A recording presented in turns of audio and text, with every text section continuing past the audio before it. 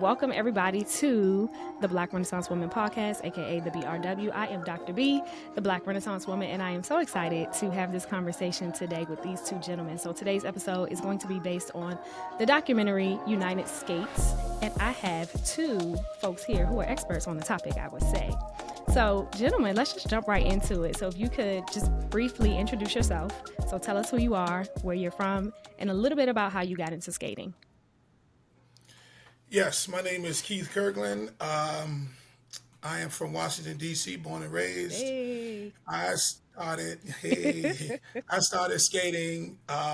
Ironically, when the Green Line opened to go to Crystals, and we could catch the train from uptown where I lived, and that was in 2002. Okay, come And on, so Branch that kind Avenue. of started No, that's Naylor right Road. Naylor Road. Naylor Road. So that started my skate career, and it started. It was teen night, and I was the first night we went. It was packed, of course, in foolishness, but that's neither here nor there. But I was so enthralled by just the choreography, the style, the swag, just everything. It just looked so cool to me, and I just kept going and kept going, and I just picked up on it. And I didn't have a pair of skates. I skated in what we call brownies. But you couldn't tell me no otherwise. And so that's my spiel on how I got introduced to skating. Okay. All right. Go ahead, Christian. I'm Christian. I'm Christian. I'm from Baltimore. I have been skating pretty much my whole life. I started skating at the age of 4. My mom got me into skating because she was a skater as well. So I'm second generation skater. She was a part of the Coast to Coast Roller Club. So she was a member of a skate club. So she, got me into it. I used to do the shows. We used to do shows on skates. So literally plays, but we had roller skates on. So the first play that Okay. I did was a Christmas play. And I didn't like skating. I just did it because my mother asked me to do it, pretty much forced me to do it. And, we started doing more plays, and then I got out of it. I got out of skating, to around 8, and I, started going to football and things of that nature. Mm-hmm. And I started getting back into skating because I wanted to, get my community service hours. So I started, volunteering down at Shake and Bake, which is an inner city rink here in Baltimore. Started volunteering, and as I was volunteering, I saw how skating had evolved, and a lot of the youth were, like, people my age were into it. It was really big. We had teen skate on Saturday night, which would bring in about 1,500 kids and teenagers. We had gospel night that would bring about 1,000, and just watching the adults being able to sit outside because they wouldn't let me come in the adult section. I would sit outside on a chair and just watch adult Oh, skaters wow. just skate and see how smooth they were. And I was just determined. I was determined to, get skating down and become a really good skater. So that's my journey with skating and how I started. Okay. Fascinating. I love it. So I'm gonna just go ahead and put this out there. My introduction to this conversation is I cannot skate, y'all. Okay, I can't skate. Glad to be talking to y'all today. So let me clarify. I can't do what y'all do. I can't skate how y'all can skate. I can put the brownies. I just learned that term. Thank you. I can put those on. I can get around the floor without touching the wall, without falling down. But backwards, dancing, moves, and all that, I can't do it. It's not my ministry. Maybe I can find some lessons after this conversation. But I do think that skating is fascinating. And of course, we have social media now, right? And so I'm seeing folks online, I'm seeing folks on Instagram and TikTok. And I'm like, yo, like skate culture is like a thing. And it's big and it's everything. And like I knew about skating, but because I wasn't into it, growing up, I don't know. I guess just in the age of social media, like I didn't realize, like I know people who skate, right? Obviously I know Keith, right? But I was like, dang, like people really out here skating. So, of course, naturally, I'm a researcher. I love documentaries. I was like, I want to learn more about skating. So I found this documentary, United Skates, and I learned so much. So it's a lot that I want to dig into today. I'm really excited. But I do want to start with the fact that there's so much history around black skate culture that I literally knew nothing about. Like some of the pictures that I'm looking at right now on my laptop are pictures from the civil rights movement. You literally have people with signs in front of the skating rinks, and this one says, "Put down hate and let's skate." Like skating was a part of the civil rights movement. Like skating was a part of folks trying to, integrate. It's a subculture. It's something that we do. Like I'm looking at some of our ancestors in these pictures. I mean, dressed to the nines, like suits, dresses, and then they got skates on their feet. I've never seen that before, y'all. Like this whole experience has been so like fascinating to me. So Christian, when you were introducing yourself, you talked about something that I want to come back to. You said that you're a second generation skater.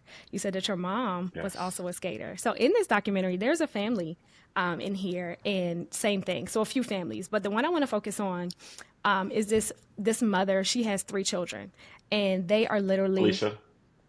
you know, the documentary. You know her, Oh, I know Felicia. Yes. and they like a skate family. So like she's got her kids in tow going to the skating ring. I thought that was fascinating. And so the sad part, right, about this documentary is that it's really telling a story about the rinks that are closing, right? All of the black rinks around the country that are closing. And so within this documentary, we have all these stories of these families and these people and them talking about what skating means to them, but literally their safe spaces, their community spaces being shut down.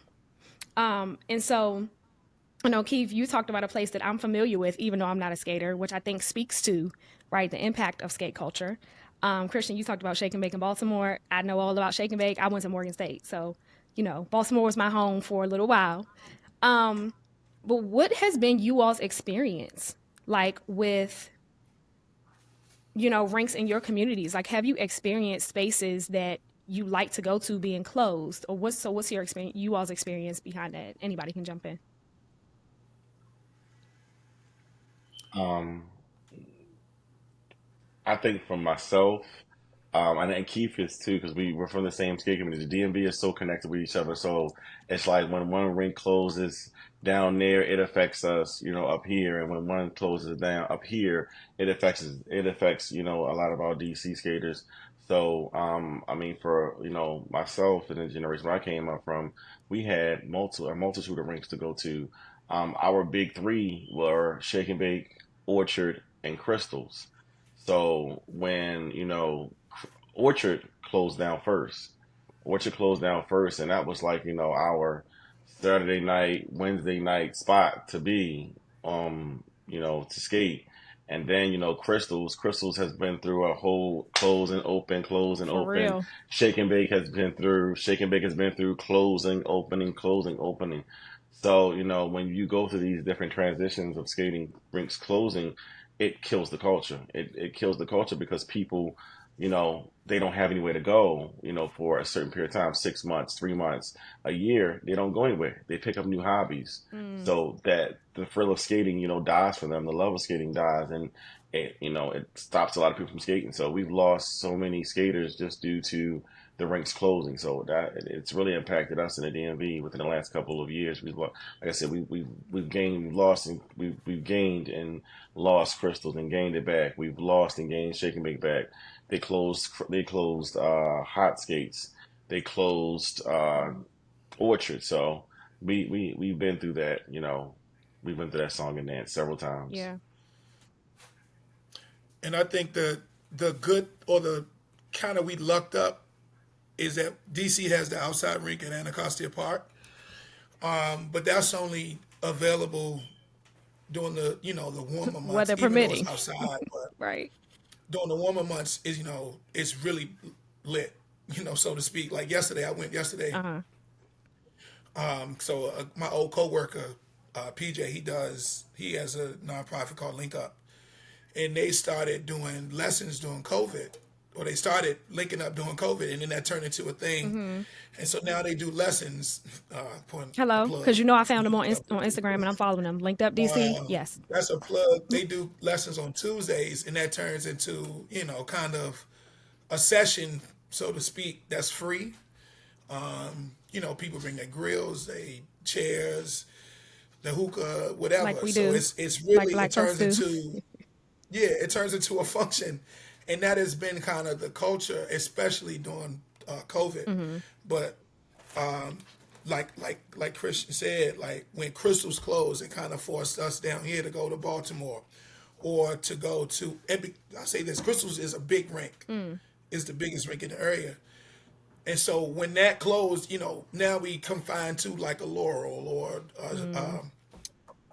the one in I can Seabrook. That's because that's the session tonight.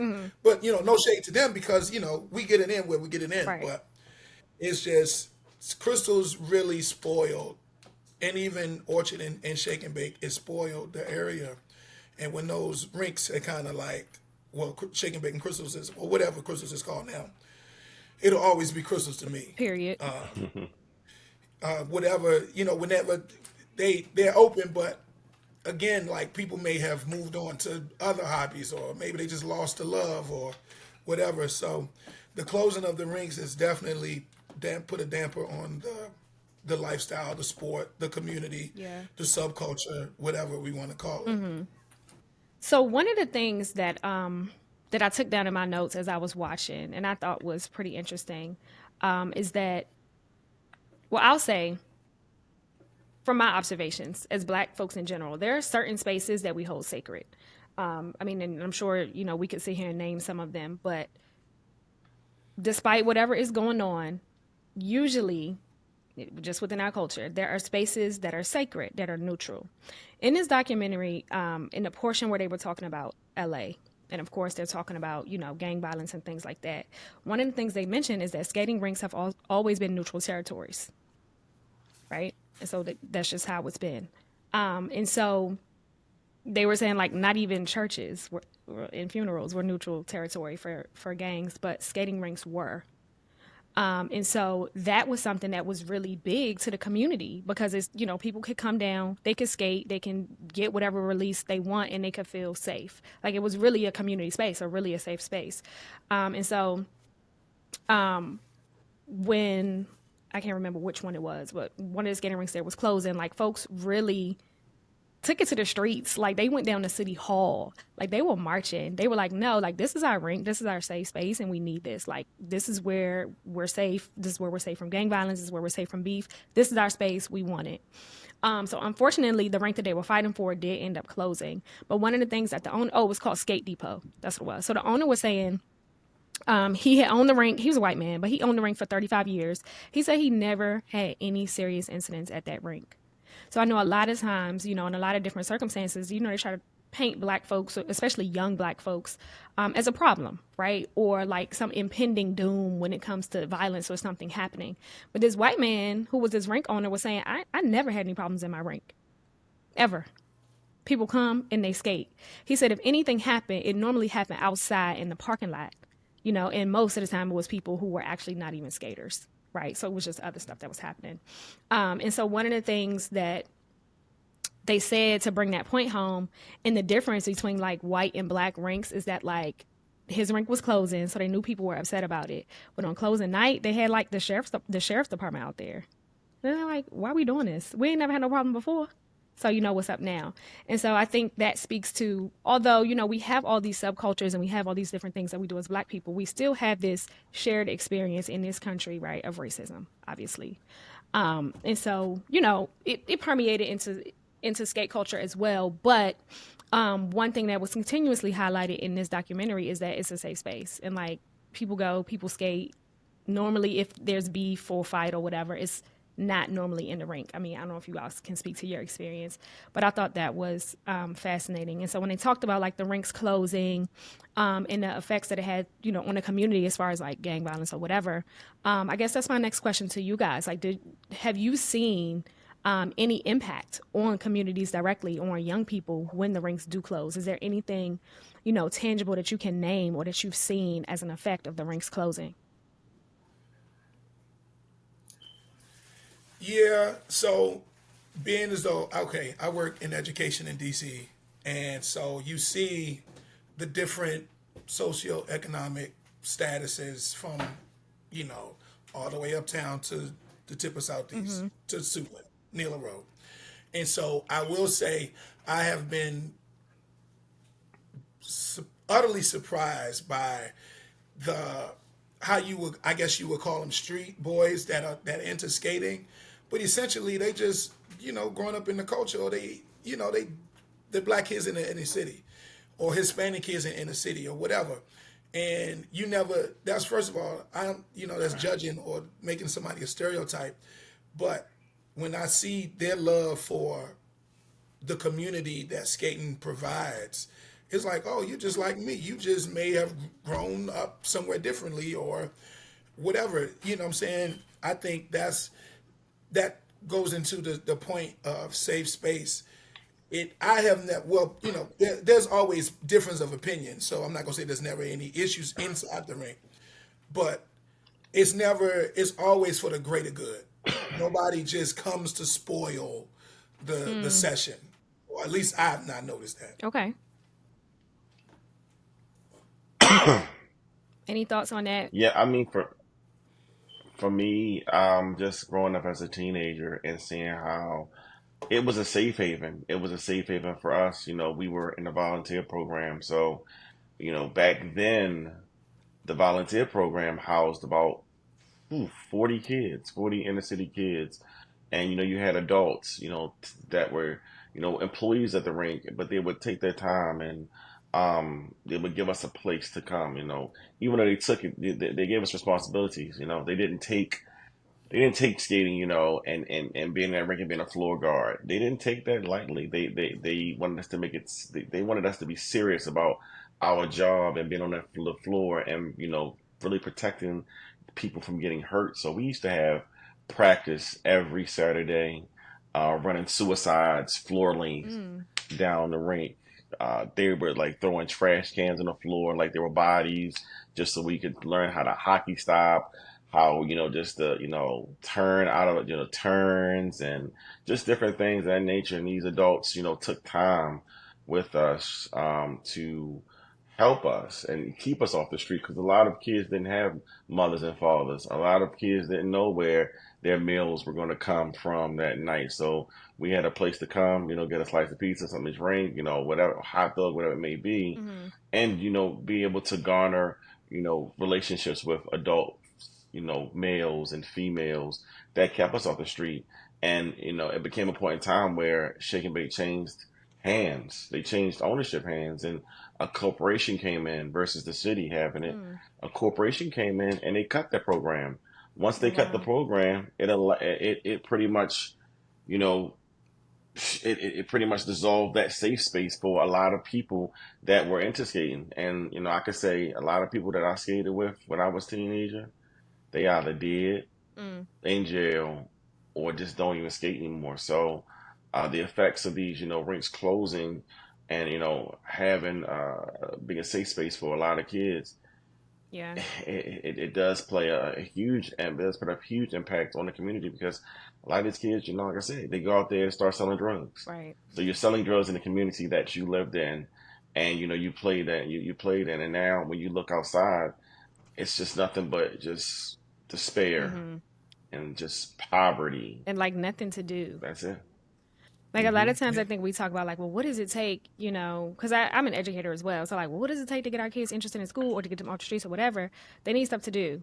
And so, with rinks closing, that's one more thing we're taking away for young folks to do. And so what I think I hear you saying is like these rinks, or being at the rink, was more than just like, oh, let me go skate around. Like there was a program and you were learning skills and responsibility, and really having a role within the culture and the community, right? When you talked about like learning how to do a guard and the different skills, like that's, also something that I wouldn't have known if you didn't share with me, because I'm not like in the culture, and so I think that's important. So thank you for sharing that. Um, there was a rink that was mentioned in the documentary in Chicago, and this was the last black owned rink in Illinois, and it was family owned and operated. And the gentleman who was talking, he was saying like he was born into it. He's like, I was born into skating. Like my family owned this rink, and this rink was more than just coming to skate. They said they have paid school tuition, they have held different community events and forums, and everything. So it was really a community center. It was more than just a rink. And so when you were just speaking about the program that you were in, it made me think about those folks at Rich City Skate in Chicago. So we always have history, right? And we have a lot of things as Black folks and with the Black experience in this country in general. So I want to get to, I always want to acknowledge that and speak to that experience, right? Because it's important. But now I want to get to some of the stuff that just made me smile and just made me proud, right? And there is this history part of it, right? And this individual style part of it that I learned about from all the different cities. And so I'm also a music person, right? So I was fascinated by the fact that hip hop has some roots in skating rinks. I did not know that. And so I learned from the documentary that back when hip hop and rap was first coming out, like nobody wanted to host these artists. And so the only places that they could perform were in skating rinks. Right? So a little trivia for y'all. Okay. Did you know that Queen Latifah's first West Coast appearance was at Skateland in Compton? Did y'all know that? No. History, right? I'm not surprised. Not surprised, right? That's right. I'm gonna ask y'all, see if y'all know this. Do you know who the first DJ at Skateland was? The first DJ at Skateland, where In LA, Yeah. DJ Quick, No. I'm gonna give y'all one more guess. Dr. It Dre. was Dr. Dre. It was Dr. Dre. Yeah, it was it. Yeah, it was Dr. Dre. Interesting. Um, we have our producer in the chat say Dr. Dre. Yep, it was Dr. Dre. So I learned that for the documentary. I'm telling y'all, I was so into it. And so there was a scene in a movie Straight Outta Compton where NWA was performing at Skateland, and so we know that that scene was historically accurate, right? Like that is where they could perform because nobody else wanted to host them. So I thought that was fascinating. And the documentary actually opens up with Salt and Pepper talking and them talking about, the fact that skating brought people together, and that rinks really were a gathering place. And it's where a lot of, these hip hop artists and really where hip hop culture got its start was in the skating rinks because that's where we were. That's where the people were. Yeah. And nobody else wanted to host. Nobody else wanted to hear rap, right? And so I thought that was really interesting as well. So in this documentary, they talked about different cities, how different cities have different styles, and they started talking about the names and moves. And I was like, wait a minute, it's a lot. Mind blown, right? So talk to me about you all, where you're from, and just certain things that are unique to skate culture from your city. So this is why I suggested Christian, because he's been skating longer than me. Okay. Because again, I started in 2002, right? I was 15, however old I was, 16. And I was just like a kid in a candy shop, just because the way the people were moving. And because, again, Bridget, we come from band culture as well. We were marching band. They were playing music that we were akin to playing in the band. So it's like, and my mother and father made me clean up to this music anyway. So I already fall in line with this. And so that was my first introduction to the style. Now, it didn't have I don't know if it had a title back then, but it didn't have a title. I was just even when I went to A&T, and I saw a girl from Baltimore, speaking of which, and she skated like the girls from here. And I immediately got up to her. I said, where you from? And she's like, I'm from Baltimore. And it was in true Baltimore accent. And I said, where you learn to skate? And she told me Shake and Bake. And at the time, I had never heard of Shake and Bake. But I say all that to say, now because of social media, we have the titles. In this area, it's called Snap City. And that's just the style and the way we do the tricks, or so to speak. Yeah. As well as how we glide and together on. Christian can go into more of that. I know in the documentary they were talking about, look, I wrote some down because I was like, wait, I got to write this down. I'm not going to remember it. Was it Chicago? They were saying that they have a style called JB because they skate to James Brown a lot. James Brown. And then like different moves, low shuffle, big wheel, gaga, one step, nutcrackers. I was like, okay, this is a lot. I didn't even know it was like all this. So Christian, please share with us some knowledge, drop some knowledge about some unique styles or moves or whatever you have from this area or from your city. So again, the DMV is like DC and Maryland are brother and sister.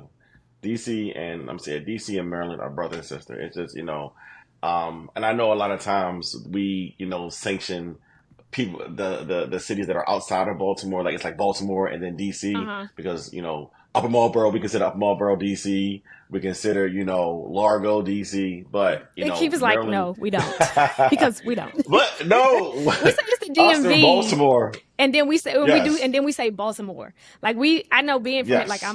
I'm from DC, right? I'm a Washingtonian, so we say this is DC, and then we have the DMV, and then we have Baltimore. Hmm. But so Baltimore, what I hear you yes. saying is like, but regionally, skating is similar.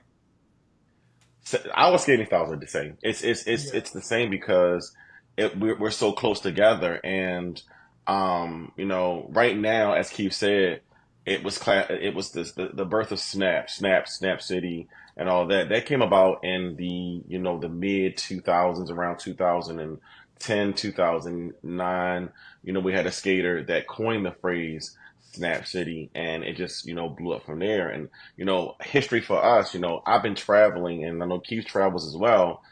Starting out traveling in the early 2000, around 2001, skating for the DMV, DC and Maryland, it was very difficult because we weren't a traveling city. So when they had these Mm. national parties, we weren't showing up. So when we decided to get a bus of 150 of us to go to North Oh Carolina wow, and show up strong with shirts and everything on, the reception that we got was not the best reception, because they're like, well, who are these people? Like, y'all haven't been really? coming to our events.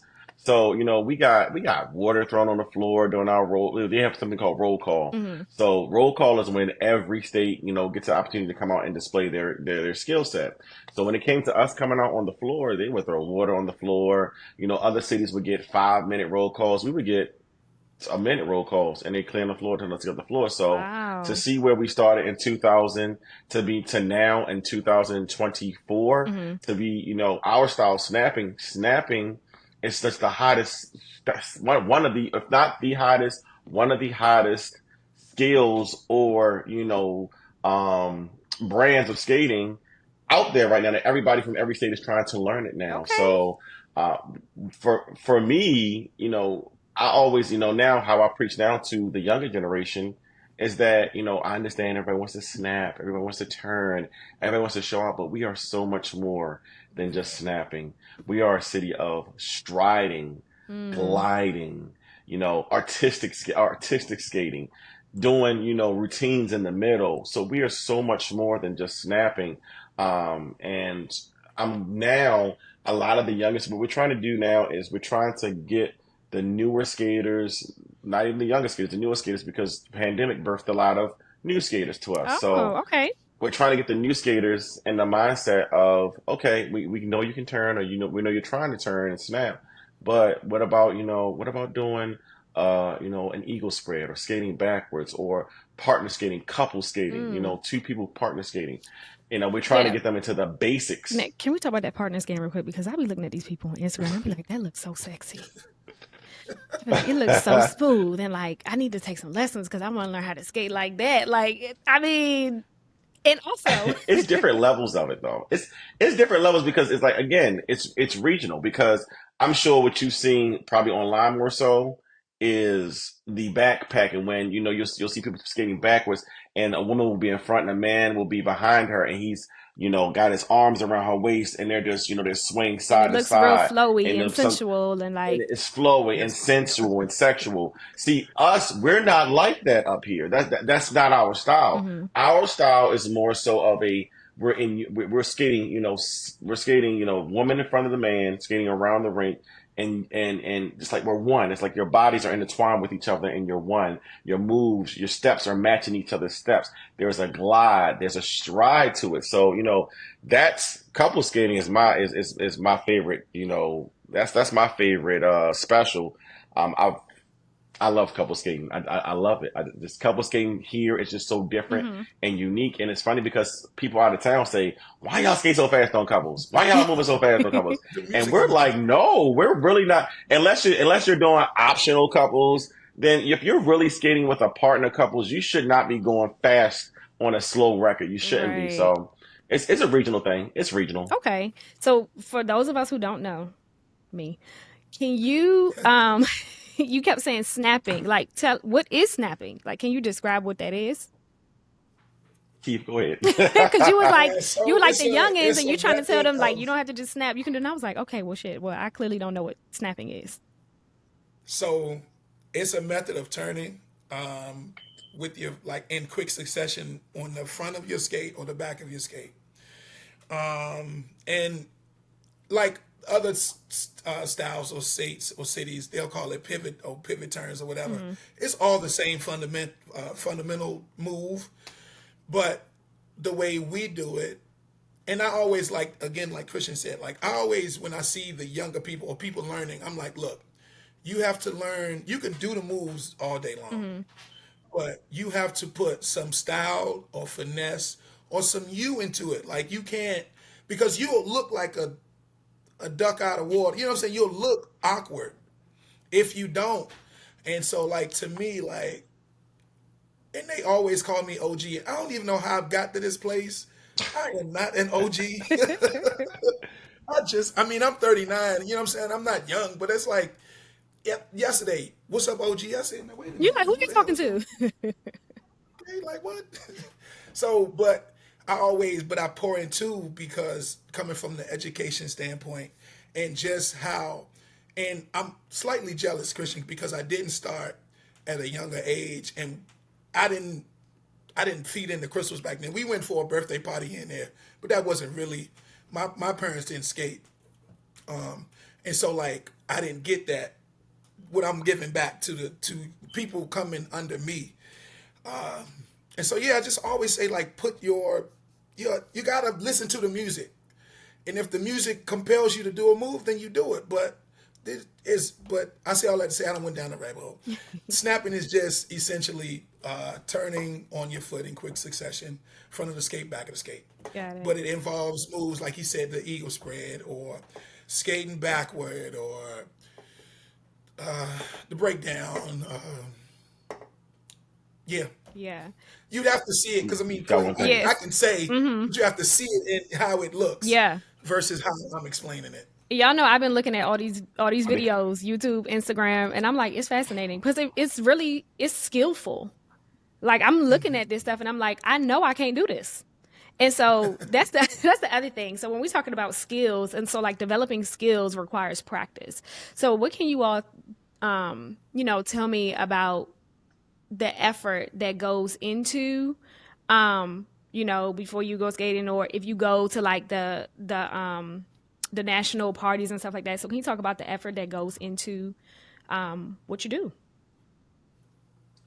I mean, for and then and see now I see myself being older now. Still in my 30s, but still older. It's like I hear the adults that came before me that nurtured me. I hear that myself now because the preparation is so much different. I feel like we grew up in an era where it was just like we skated Wednesday night. I'm sorry, Monday night gospel skate. Tuesday practice out Orchard.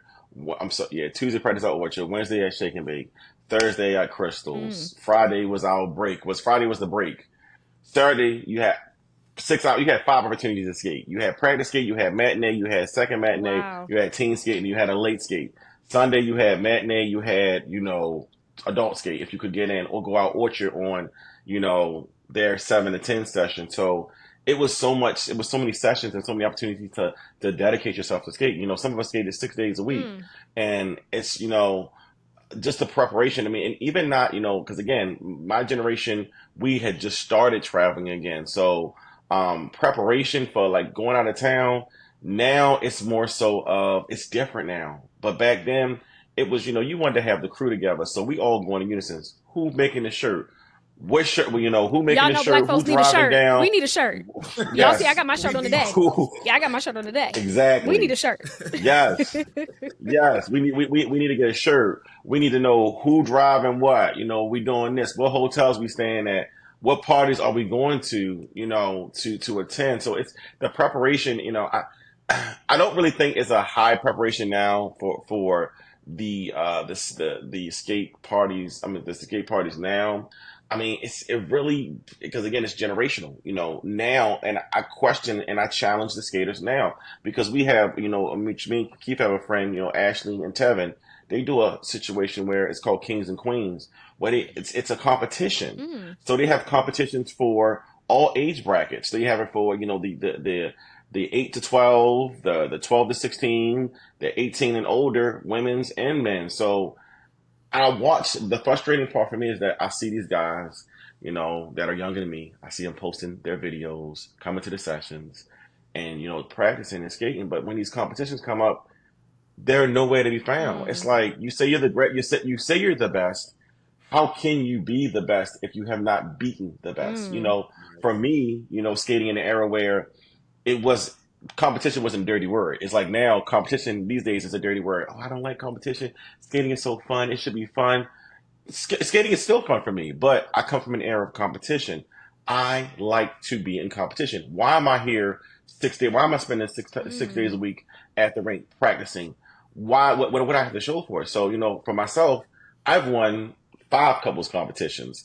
I've won a trios competition. So I've experienced being in competition. So it's like now everything is pretty much, and I know I'm probably going to, I'm going to another round, but it's everything is social media. Everything is social media driven now with the skill of skating. It's like do you really have the passion for skating, or do you just want to go on social media for and likes? post a Yeah. little quick little Enjoy the video stage. or reel. The Yes. ones that I be watching. That's Yes. what y'all saying? Yes. Be like, oh, they look cool. No, but I get it though. I hear you. So like, I guess. So you're saying when you were really coming up, like the like skating was a thing, like it was intentional. Like you had all these opportunities throughout the week to skate, and you're building these skills, but you're building these skills for a purpose because you did do competitions. Yeah, And so, we had clubs, we had skate clubs, we had skate clubs, like clubs. Like there were like so many clubs that blew up in the early 2000s. The Midnight Rollers. They came out back on the scene, and that was a club from the 70s and mm, 80s, and they pretty much one of their sons, Little Willis, came on and he took the name and he made it into something new and fresh. And from that, the Midnight Rollers just pretty much put a fire on everybody to start doing clubs. So we had clubs and we would battle. We would battle back in the day at these parties for, supremacy of being, the best or, the coolest club. We had our uniforms, we had our jackets, we had fan pages. It okay, was come it was on, a fan time. page. Twas a Come twas on, a time MySpace. twas a time twas a time for skate clubs back, and it's just so different now. It's skating is just now is just such a watered down situation now Mm. than it was So before. it seems like before that there was a sense of pride, right? Like you wanted to be the best. You wanted your club to be the best. You wanted your Hmm. squad wanted to get out there and show out. Hmm. Yeah. Wow. Yeah. So see, this is so fascinating to me. I'm so glad I'm having this conversation with you all because there's so much nuance. Really, like if you're not in something, you don't always get the full context of it. And so like I know people who skate, right? I know about crystals, right? I've been there a ton of times, like you say birthday parties or whatever. But like I didn't know that there were like competitions. I didn't know Me that either. like people had shirts before, I saw the documentary before I hear you guys talking about it. And so I just think this is why it's important, I think, for us to tell our stories. I think that as a people, in Black culture, we have so much that we are so creative with, so much that we are so innovative with, that is ours. And that a lot of people don't see if you're not directly involved in it. So I think it's so important. I do want to go back to this point, though. It's kind of around something you both said. Keith, you were talking about like folks calling you OG, right? And then Christian, you were talking about like, you were a second generation skater. So one of the things, another little history tidbit that came up in a documentary was that, way back when integration was just becoming a thing, we still dealing with this heavy out front racism. This is where the concept of nights came from, like adult night. So originally, adult night was code for black night, right? Because black folks can only skate on certain nights. Once rinks did kind of integrate. And so it went through these different iterations, apparently, right? So let me see, what do I have here? It went from, they called it sepia night. Like, really? Sepia night, because sepia is brown. R&B night, soul night, and then adult night is the one that stuck. And so it became Mm. code for Black Night. And so that's kind of where like the nights came from. And so adult night just happened to be the one that stuck, was code for Black. That's when all the Black folks would come out and skate. And so it started there. But then I also saw now, well, at the time that the documentary is published, and the documentary came out in 2018, by the way. So that gives some context too. So some of this stuff, a lot of these rinks were closing in like 2013, 2014. And as they were filming, some of the rinks were actually closing, right? Like they showed Yeah. them packing up and locking the doors. But anyway, at one of the rinks, they were talking about like senior nights. And I was like, I didn't even think about that, right? But you literally have like the aunties, uncles, grandmas, grandpas out there skating. But I'm like, duh, why wouldn't they skate? Like they're the ones who taught everybody else how to skate, right? So some rinks had like senior nights, and the older folks, like our elders, were out there skating. And so when I thought about that, I thought about it from the lens of like, it's physical activity. Like they're keeping their bodies moving, right? And they're still doing something that they loved to do when they were younger, and they still have an opportunity to do that. And so I guess my question here is like, what do the rinks look like now? So like, are there still, I know you were talking about before when you were growing up, you can go to these different places on these, different days of the week, but our rinks now, oh, hair getting caught in a nail. What are the opportunities for skating look like now in our rinks? So we still have adult night. I mean, when you breaking it down, it puts it into perspective. But they have teen night on Saturdays typically. I don't know if that's just a universal thing, but that's kind of always, even when I talk to people elsewhere, like teens going Friday or Saturday night. That's just kind of the young people space. But one thing that we are kind of battling is the age for adult night. For certain older people, they don't want it to be under 25, and some don't want it to be under 30. And my personal opinion, I don't think, as long as you're grown and you can act accordingly, you should be able to go and skate and have some couth about yourself. Please. But that's just me. Yeah, because I also think that also cuts off the young people from the learning the style, or the younger adults from learning the style. But yeah, no, we still have adult night where it's typically majority black. There's a little razzle dazzle in there, here and there. Okay. Got it. So, um, another thing I'm all about, if you don't know, is Black joy, right? Like we spend a lot of time talking about our suffering and the things that we have endured, but we are a joyous people. We are creative people. We are innovative people. And so I do want to end our conversation on a note of Black joy. So in the documentary, there were people who talked about what skating means to them, and they were saying it's a release, from their day. It's a time for them to just feel the music, for the music to take over them, for them to have a good time, for them to sweat, for them to hug people and see people, their friends, their community, or whatever.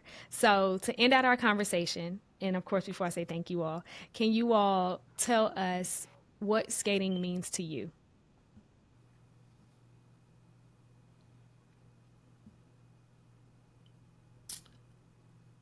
What it means to you, what it does for you, how is it a positive force in your life?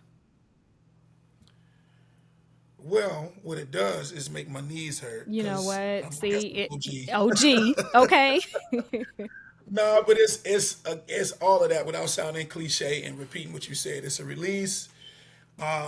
It's a way for me to connect to the music. It's a way for me to connect to the community. I'm a social butterfly myself, and so one thing that I have gained outside of the skill and the skill set is the camaraderie. Like I have met so many people outside of my comfort zone, DC, and to include Baltimore and Philly or wherever. It's just the community, and you learn that piece, and then Bridget, I can akin this to fraternity because me and Bridget are fraternity and sorority, so brother and sister. It's the same thing. Like when we first met somebody from Alabama State, you know what I'm saying, or FAMU. So it's that piece, the community and the camaraderie and the long lasting friendship. So yeah, the music and the sweating, you're gonna always break a sweat. At least I do. I can't not sweat. That means you skating for real. Sure. Yes. Cause I ain't sweating. I'm just trying to make sure I don't fall. Oh, the back of my head be dripping. Like, I love it. Yes. I guess for me, I've always said skating has always been my pleasure, passion, and pain. Mm. Pleasure because it brings me the pleasure. It's a release. It's taking everything, all that you've held in for the whole week and release it on the floor. The pain is just the aches and pains. And when it's a good session, and you got 32 steps to go up in your house and to get Mm. to your bed, Okay. and it's the pain of that and the passion, and me and both Keith both, can attest to this is the passion of it. Now being in our elder years, because it's just like any other sport. You could be 32 and playing basketball, but started at 18, and you're considered an elder in the NBA at 32. Mm. So, us, still being young, we are considered, elders, and it's, the passion of it is, us keeping it going. The passion is teaching the next generation, how to move and how to operate and to hold pride in, our city, our area, not just for skating, but just for your area. When Mhm. you go somewhere out of town, you represent us, baby.